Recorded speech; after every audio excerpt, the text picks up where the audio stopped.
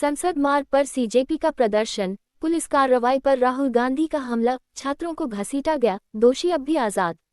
नमस्कार, आप देख रहे हैं अमर एकता न्यूज और मैं हूं आपकी होस्ट। आज की बड़ी खबर राजधानी दिल्ली से, जहां संसद मार्ग पर सीजेपी के प्रदर्शन के बाद देश की राजनीति गर्मा गई है। प्रदर्शन के दौरान पुलिस और प्रदर्शनकारियों के बीच टकराव देखने को मिला। पुलिस ने प्रदर्शनकारियों को रोकने के लिए बल प्रयोग किया, जिसके बाद कांग्रेस सांसद राहुल गांधी ने केंद्र सरकार और पुलिस की कार्रवाई पर तीखी प्रतिक्रिया दी है। आइए जानते हैं पूरी खबर विस्तार से। दिल्ली के संसद मार्ग पर सीजेपी के बैनर तले बड़ी संख्या में छात्र और युवा अपनी विभिन्न मांगों को लेकर प्रदर्शन करने पहुंचे। प्रदर्शनकारियों ने संसद की ओर मार्च करने की कोशिश की। दिल्ली पुलिस ने सुरक्षा व्यवस्था का हवाला देते हुए उन्हें आगे बढ़ने से रोका। स्थिति तनावपूर्ण होने पर पुलिस ने बैरिकेडिंग की, कई प्रदर्शनकारियों को हिरासत में लिया और भीड़ को तितर-बितर करने के लिए बल प्रयोग किया। इस दौरान सोशल मीडिया पर कई वीडियो भी सामने आए, जिनमें पुलिस और प्रदर्शनकारियों के बीच धक्का मुक्की और अफरा-तफरी दिखाई दी। हालांकि इन सभी वीडियो की स्वतंत्र रूप से पुष्टि नहीं की जा सकी है। इसी घटनाक्रम के बाद लोकसभा में विपक्ष के नेता राहुल गांधी ने केंद्र सरकार पर निशाना साधा। उन्होंने कहा कि अपनी मांगों को लेकर शांतिपूर्ण प्रदर्शन कर रहे छात्रों के साथ कठोर व्यवहार किया गया, जबकि जिन लोगों पर पेपर लीक जैसे गंभीर आरोप लगते रहे हैं, उनके खिलाफ अपेक्षित कार्रवाई दिखाई नहीं देती। राहुल गांधी ने ये भी कहा कि शांतिपूर्ण विरोध लोकतंत्र का मौलिक अधिकार है और कानून व्यवस्था बनाए रखने के नाम पर अत्यधिक बल प्रयोग उचित नहीं माना जा सकता। उन्होंने पुलिस से भी संविधान के दायरे में काम करने की अपील की। दूसरी ओर दिल्ली पुलिस का पक्ष भी सामने आया है। पुलिस का कहना है कि संसद क्षेत्र अत्यंत संवेदनशील और उच्च सुरक्षा वाला इलाका है।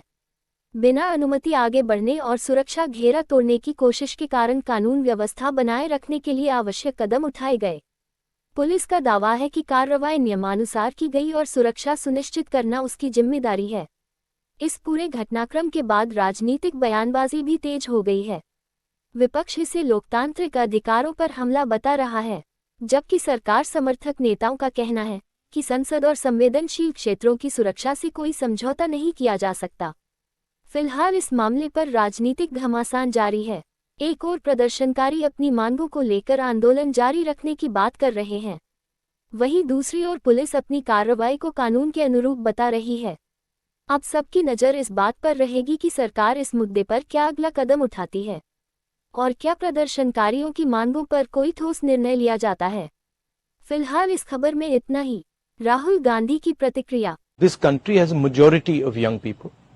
Prime Minister Modi is the most anti-youth Prime Minister India has ever had. The boys and girls who are walking the streets of Delhi are not criminals. They are demanding their rights. Their rights are to have an education system that respects them, to have an education system that is fair, to have an education system that is working. There's absolutely nothing wrong in what they're doing, and it's disgusting what the government is doing and what the police is doing. This is absolutely no way to behave. Tear gassing students, lathi charging students is not democratic. It's not India's way, and it is not the way this should be done. They have legitimate demands. The Prime Minister should accept these demands and do something about it.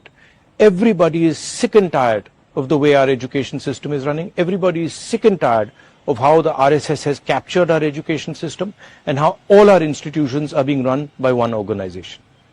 This is a natural response that the young people of India are making, and it should be respected.